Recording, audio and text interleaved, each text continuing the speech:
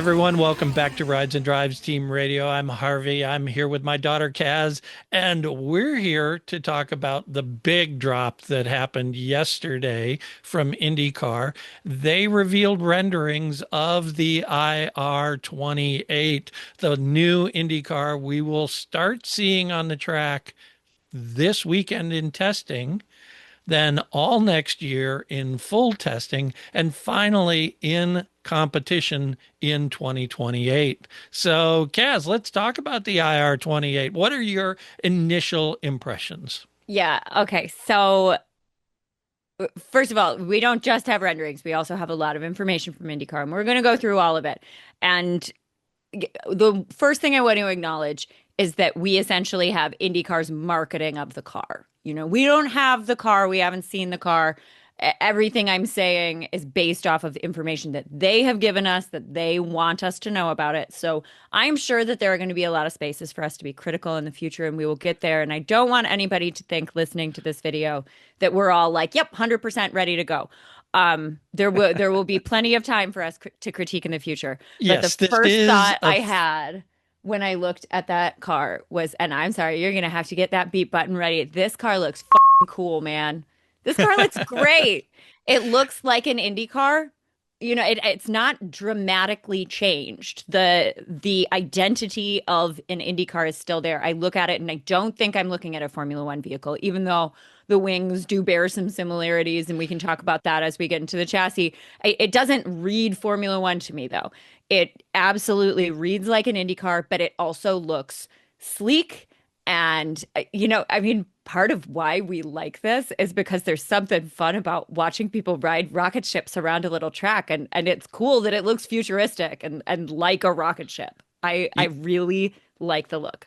Yeah, I agree. I think they did a fantastic job. I'm so glad they didn't incorporate an overhead air intake like the Formula One cars, Hmm. or, I really like the fact that it has that long tapered nose on it that is so iconic from IndyCar. I'm really impressed with the redesign of the side pods and how Yes. integrated those are now. And they've done a great job with the aero screen. I mean, let's face it, the IR-18, what was, the DW-12, was a Frankenstein car.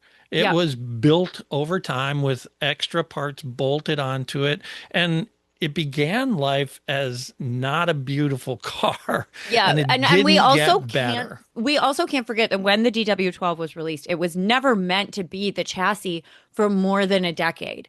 And Right. obviously technology evolves in that huge span of time, and we're going to want to have things that we're adding, and essentially we're just, finding places to tack them on that don't upset the vehicle too much. Right. Seeing them all built in properly and integrated. I really like that what we have. You're right, the DW12 was not beautiful, but Right. it was very functional. And I'm very grateful for everything the DW12 gave us. I really like that that was their starting point, or what it seems like that was their design starting point. They just found ways to incorporate all the Frankenstein features and make it a little more interesting, a little more beautiful, a little more sleek. Yeah, and I think we do have to give credit to Dallara here. They are Mhm. the sole chassis manufacturer for IndyCar. They worked with IndyCar to create this new design, both in their Italian and U.S. studios. And what they've done is really, as long as it delivers on the track the way it does on paper, they really hit the brief here. Right. We Yeah. have a car that's 100 pounds lighter. We Hmm. have a car with aero that's been updated to make following and passing easier. We Hmm. have a car that is safer with more safety features designed into it. Yeah, We have, the side pods, one thing I want to note about them, it's not there are a lot of fantastic things about the new side pod design, but one of them is how high they are. This additional safety for the drivers there is they clearly put a lot of effort into that, and that's something that I appreciate. yeah, yeah. So there's, and it's going to be faster. IndyCar has said their goal is to set track records with this new chassis, which would be Mhm. great because I mean, records fans love them. I've been at Indy qualifying when I was there when, they broke a speed record in qualifying back in the 80s. And that was really cool. People went nuts. So seeing those records fall again is going to be good for the sport.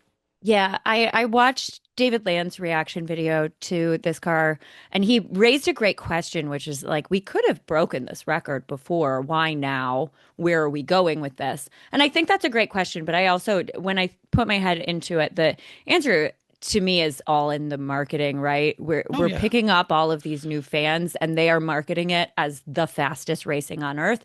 As we continue to grow, having something like breaking the speed record at the Indy 500 is a really good intro Indy 500 for a lot of people, or second Indy 500. People are going to remember being there and seeing that, and it plays in with the marketing that they're doing. So I'm not just impressed that they're building a good car. I think it works for what they're trying to do with the series. Right. And they do market it as the fastest racing on earth. So they need a car that's faster than anything that F1 puts out there, that might be in hypercar, those types of things. So in doing that, they've done a good job here. So should we talk about some of the specifics of the car? Yeah, let's get into specifics. This was a big old general reaction that meandered a little bit, but we're Yeah. really excited, and I know you guys are too. Um, First of all, I want to answer one question that I got from people, and Great. that is why did the overall dimensions not change? Because the wheelbase is exactly the same. The overall length is, within millimeters, depending on the configuration of the previous car. I think it's like 0.15 inches wider than the current car. So very, very similar in size. And the reason for that is because every system for every team, the haulers, the garages, the tooling, everything they own is built for those dimensions. And if IndyCar changed those directions, they'd need to refit all their haulers, refit all their garages, buy new tools and things Ah, to make it fit. So that's why you're seeing a car that's very, very similar in dimension. Now, the good thing about that is these cars weren't that big to begin with. It's not like F1 cars where they were, where they're too big for the track. These are not. the size So, of the car does not inhibit the racing in any track on the calendar. There is right. not a single track on the calendar where I feel, man, I wish these cars were a little bit smaller. So that's not a concern for me. And interesting little tidbit. Thank you, Harvey. Appreciate it. Yeah, I It's just not something thought I had thought about. I wanted to get that out of the way because people were asking, well, why isn't it bigger? Why isn't it smaller? What, they spent all this money and time and it's the same dimension. No, I And mean, and forcing them to refit haulers, garages, and everything else on top of purchasing at least two chassis, two engines per driver. right.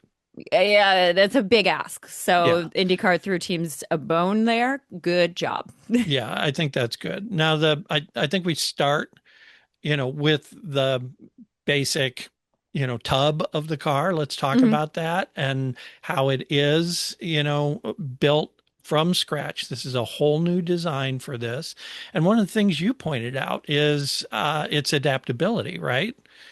The fact that it can accommodate many more body types this year. Absolutely. Yeah, the cockpit's getting a pretty decent upgrade. So we're widening space, which is great because, like, look, I've seen some vintage Indy cars that I'm not sure I could fit into. And I know that we're not racing those tiny little ones anymore, but when you look at drivers on the grid, and I'm not here to talk about bodies. I'm not trying to critique anybody. There's a difference between Santino Ferrucci and Felix Rosenquist, and they're going to need different size seats. They're both in great shape, but they're just built different. It's really great that they put more space for all the drivers. I called out Rosenquist specifically because he mentioned in his quote that he was happy to see that. It's not just space though on the inside that's being redesigned. Roll bar controls are being changed to buttons as opposed to levers, which give drivers a little bit more of a seamless motion there. There's also going to be improved airflow and apparently better cooling, although they didn't go into detail about what that looks like. Yeah, We love that races get physically grueling, but look, I don't want David Malukas needing an IV after the race. I know he was ill and injured, so that it plays into it. But let's make it a little easier on these guys to finish these long races. yeah, they have definitely integrated more cooling hoses, airflow into the cockpit. That was part of the issue with the DW12 when they added the aero screen. It was really hard to bring air into and through that cockpit. Now, what's going to be interesting to see is when they run this at speed with um, all the new venting that's going to go into the cockpit, is that going to create lift in there? Air that comes in and goes up and out. And if it creates lift, what's that going to do to the helmet and other Sure. things? So, there's a lot of this is why they have to test this stuff at speed, because this is stuff you can only find out when you run the car. And you know what? You made another great point that people are kind of bringing up online in groups. This is why they're going to do the first test privately. Yeah. Yeah, there are a number of reasons. Yeah, the test this weekend is a closed test. It's on the Indy road course. No media is allowed. No fans are allowed to be at the test to witness the test. Now, I did see this morning someone captured video of the car going around the road course from outside between a couple of grandstands. Oh my You couldn't God, really see spicy. anything, but that's, you're not going to be able to really watch the test.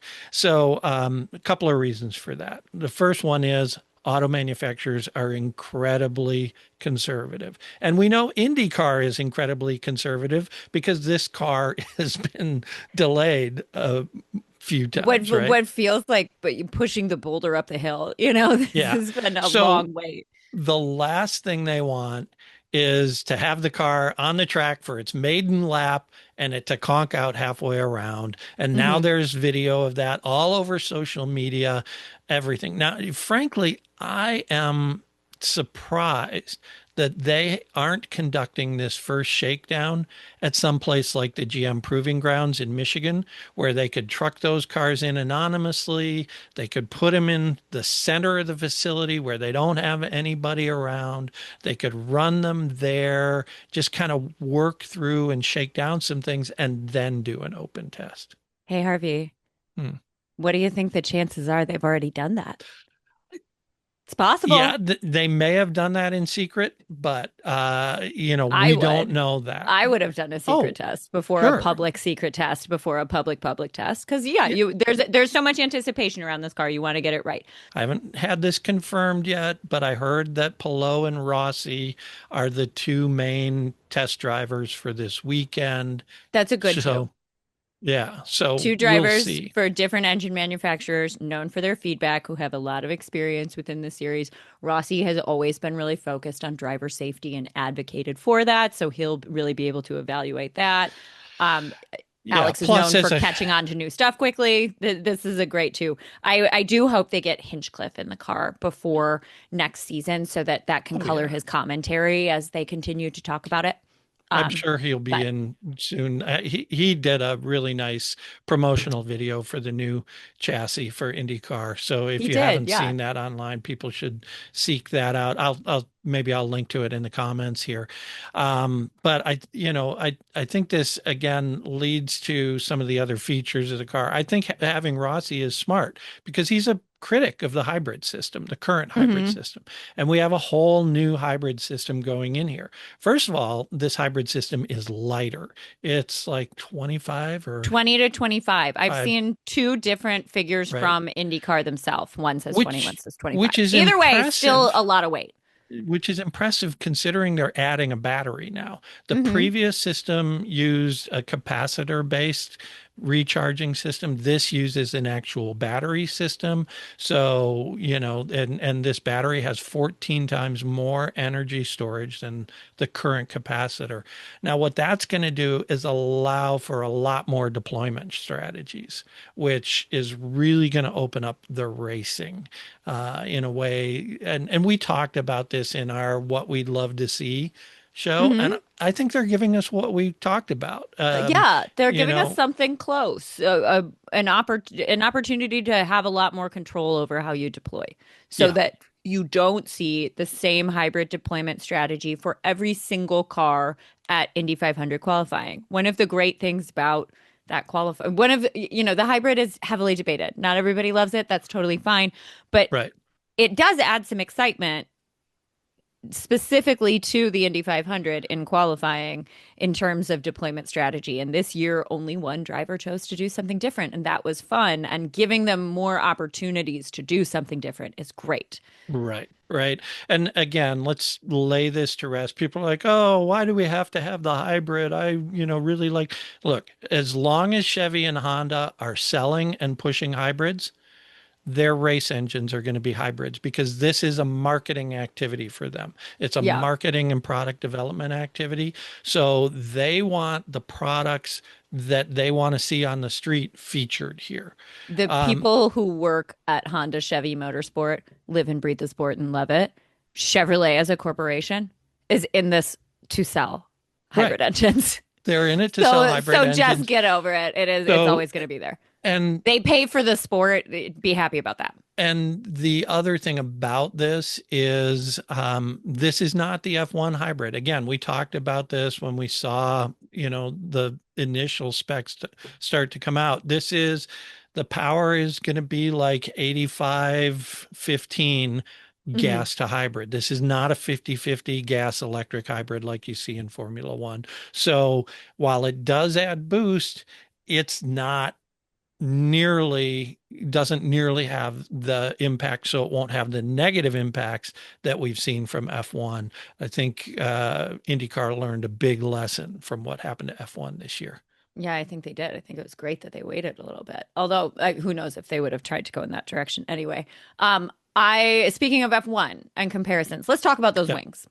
Yeah. Um, the wing designs, both front and back, do resemble an F1 wing. And I know that one thing that I've read in every online space is we just really don't want to be chasing F1. And I think what Right. I want to do here is just reassure people that the wing design looking similar to F1 isn't necessarily chasing F1. There are so many other things about this car that differentiate it. And Yeah. because of that, I really don't mind them at all. And I think they're going to do wonderful things. That large front wing for the street and road course setup is going to provide so much downforce, Yeah. give these drivers more grip, more ability to take these corners the way that they're intended to.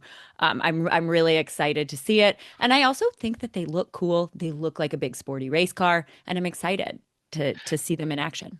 Yeah, I think the other thing a lot of people will find interesting when you look at that front wing, whether it's the road or the super speedway configuration, is it has that sort of winglet design that you see in airplanes, right? It's Hmm. integrated, it curves up. It's not a cap on the wings like the current design. And that's very specific in that it helps reduce the wash around the wings. So it cleans the air up. It'll make following easier. It'll make passing easier with that design. So it's really something that they took from the aerospace industry and brought into IndyCar racing, which I think is another, cool inspiration. That's fun. I mean, we always call these cars rocket ships. We call them rocket ships all the time. So it makes a lot of sense to look to actual Right. things that go through the air. Yeah, and so those winglet design, not only does it make the airflow more smoothly, it will help with downforce on the road courses and on the oval, and it'll help with stability of the front end as well because it's a little more of a vertical wing, which will help stability. So, rear wings. Let's talk about those for a second. You have the open rear wing on the super speedway configuration, right? Yeah, it's very interesting looking. Um, I think I like it. Yeah. First of all, I know what it's trying to do. Right. But it's very visually different from what we currently go with on a super speedway. And I think it looks kind of cool. Yeah, I agree. It's simple, it's clean. It does have that open look. So it just makes the car feel lighter, I guess, from a presence standpoint. You don't have this big blocky wing back there. So I think Mhm. that's going to be interesting. The other thing I like about the rear end design on this is the see-through engine cover Okay, on the back. the first thing I saw commenting on the Hinchcliffe video that you referenced earlier was Uh, clear panel engine cover. What a gimmick. I am here to tell you that sometimes gimmicks are good. yeah, There are good gimmicks in the world. It takes nothing away. It right. doesn't add anything other than a little visual appeal, but it takes nothing away. And the visual appeal is awesome. I love being able to look through a clear panel and see the engine. That's Well, great. think about when we go to the races and we're there in the Yeah. garage area and you're watching people and they love to see when they pull a cover off the back of the car. The fans Hmm. love seeing the engine and all that stuff. So if we can even give them a glimpse of it during the race, great. Great. Why not And give by the fans what way, they want?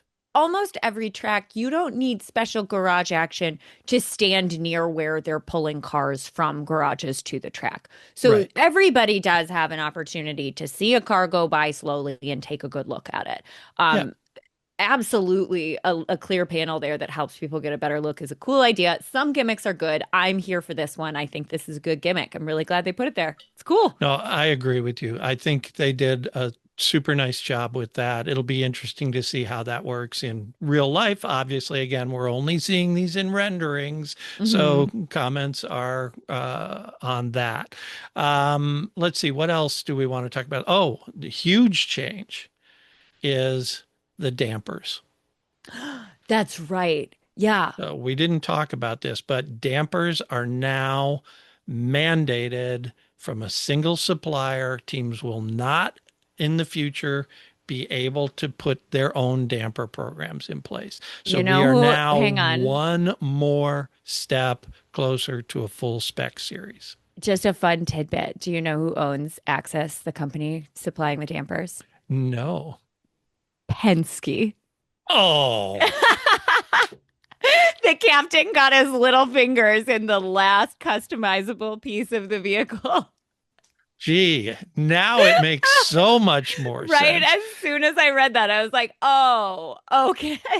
Now, I mean, we've talked to teams about this, and there are teams that spend upwards of $1 million a year on damper development. Hmm. So it's not an inexpensive thing to have to do this on their own. But these damper packages are going to be interesting. I'm not 100% clear on the rules around them. Are they going to be able to use their own create their own combinations of dampers, different spring rates, things like that, Sure. based on the kits that they're given? Or is it just, nope, here's the dampers you're using for Install it the as 500? directed, and that Right. is it. Yeah. That will be interesting. I'm interested to see what it does to the field, taking kind of the last development piece away. And as you said, there are teams that spend a whole lot of money on it, and then there are teams that don't have that much money to spend on damper Right. development. So I do wonder what it's going to do to the field. Are we going to see how much of a difference can Does it standardizing the level? dampers make? How much does it level the playing field? I Yeah, don't does know. it make what is probably the closest racing on Earth even closer? Or my fear actually is it becomes like NASCAR on a super speedway where it feels random almost who's going to win Sure. and who's not. I I I don't I don't get the impression that dampers can make that much of a difference. But we'll yeah, see. We'll find out. I mean, it has been the one thing that they've talked about. So I think, overall, I think it's smart because it minimizes one of the big dividing lines between the haves and have-nots, right? Yeah, I know that there are some people who wish that teams did have more autonomy, but I like that IndyCar is the spec series. I Yeah. like that the teams that don't have as much money to invest can still sometimes, not every race, but still sometimes keep up with the Penske's and the Ganassis of the world. It's always really exciting to me to see somebody from a less common team on the Yeah. podium. And I you think, get more parity in IndyCar than you do in other series. In Formula One, we finally had our first non-Mercedes pole sitter last weekend. What was that? Like 10 races and 8 races into the yeah. season? That's ridiculous.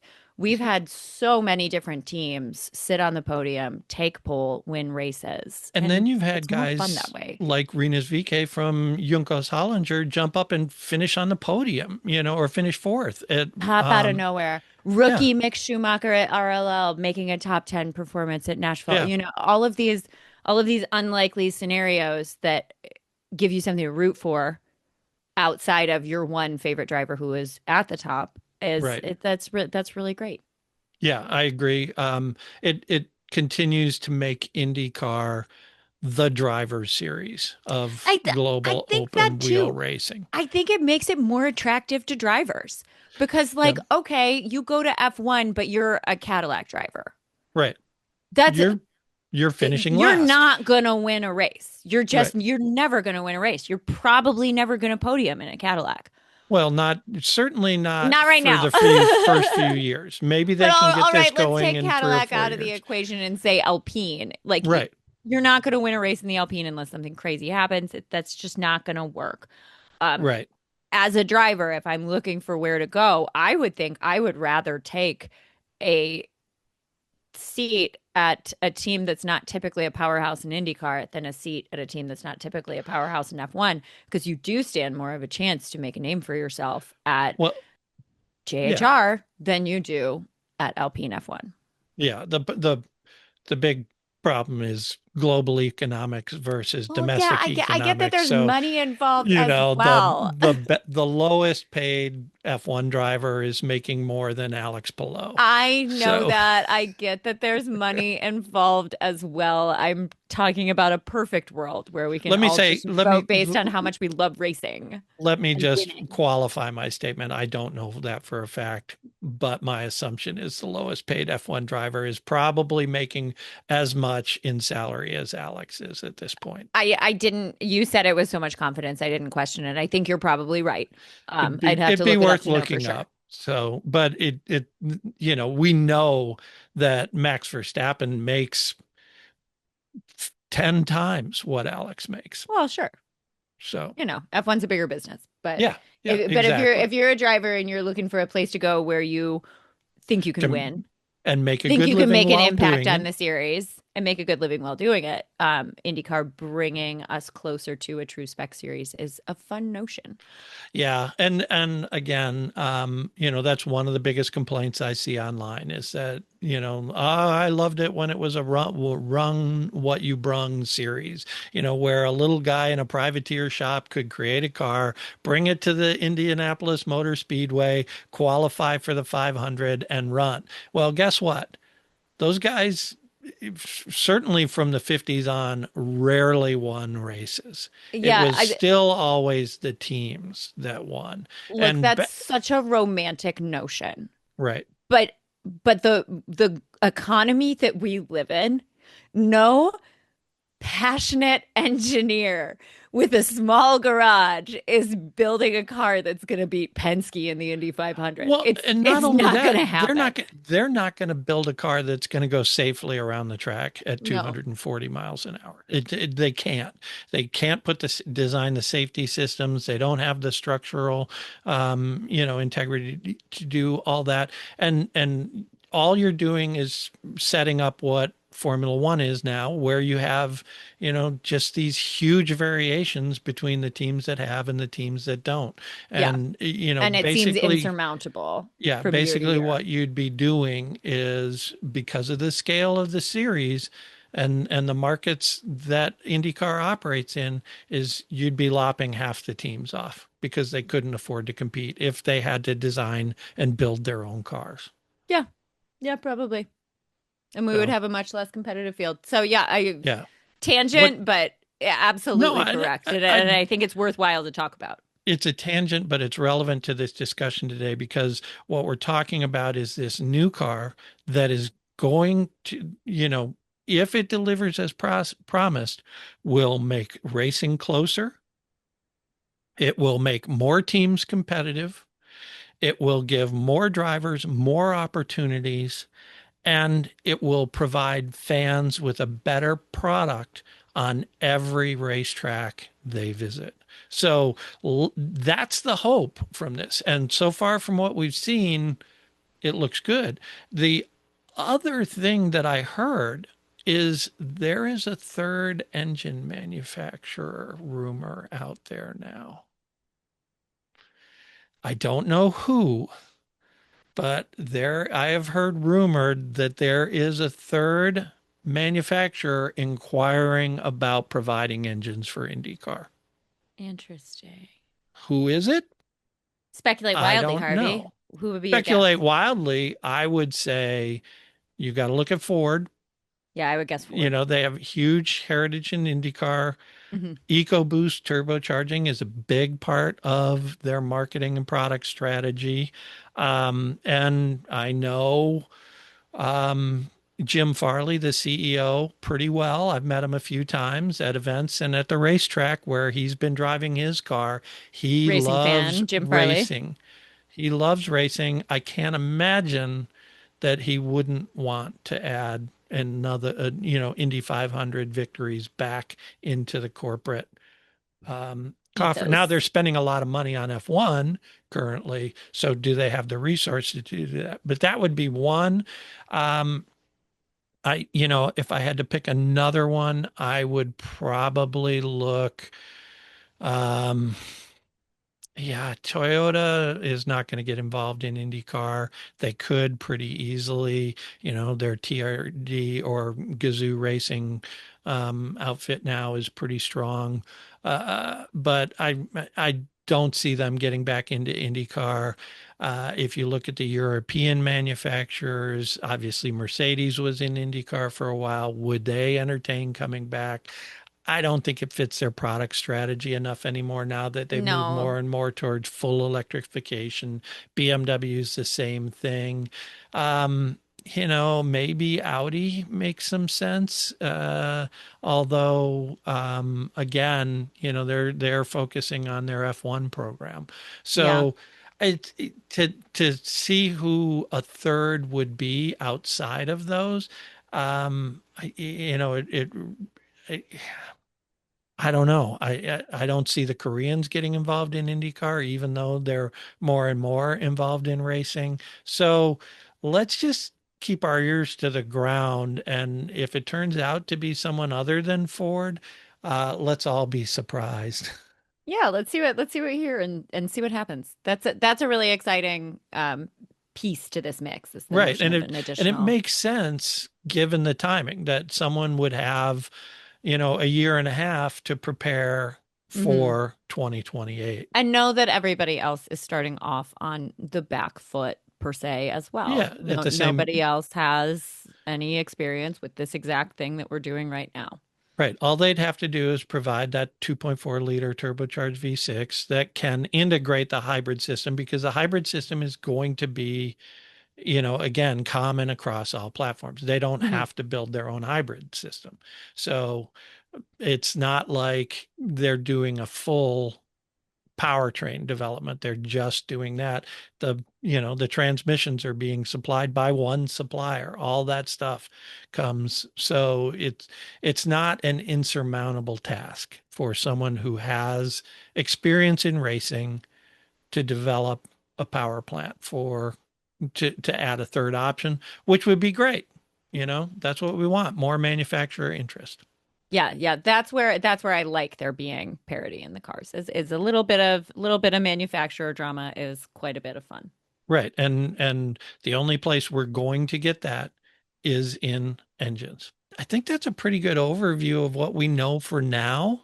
Yeah, there are a dozen tiny little details that we could pour over, but I think that the big overall takeaway that I have is IndyCar stated their goals for this new iteration of their vehicle years and years ago, and they made us wait a very long time.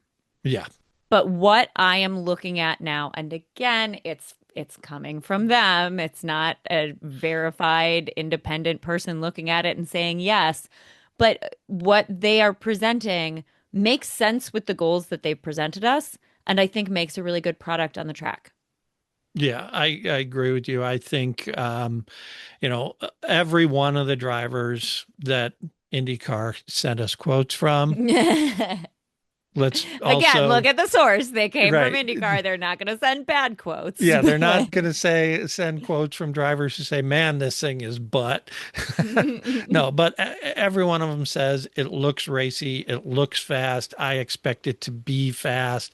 You know what I they liked about the driver quotes? 10 different driver quotes, right? At least six or seven different individual I liked this about it. I liked this about it. At right. least six or seven different things. So Yeah. if the drivers are able to come up with that many different things that they like about the vehicle, that feels positive to me. Yeah. So I'm looking forward to getting information from the test this week, and I'm assuming IndyCar will share something from that. We'll know who was driving. Maybe we can reach out to some teams for some comments. And although we know how tight IndyCar is with allowing things to be released like that, We'll get a pre-written statement, I'm sure. we will. But we could, it won't We'll prevent see us what we from can do. asking We'll see what others. we can do. So, yeah, I definitely want to reach out to folks at Chevy and Honda after this and see if we can get statements from them about the test and how they feel it went from their perspective. So we'll do all that. I'm actually working on an article right now on the new car that's going to go up on ridesanddrives.com. So look for that later this week. And we'll be back next week to preview the Only Bulls Grand Prix of Portland. I guess it's Only Bulls this time. There's some kind of health data company. I don't know. I I don't thought they sounded like a tobacco company, but I was wrong. I don't pay attention to what sponsors do. You know It's what? just I We like it should, when the title is in it. I know that yeah. Borchetta bourbon has to do with alcohol. That's Right. good. But we should That's fine. talk about that sometime. It'd be interesting to look at the different sponsors and what they do and Yeah. why IndyCar is a good platform for them. Yeah, that's an For me, interesting anyway, as idea. a marketing person, I think that would be an interesting conversation.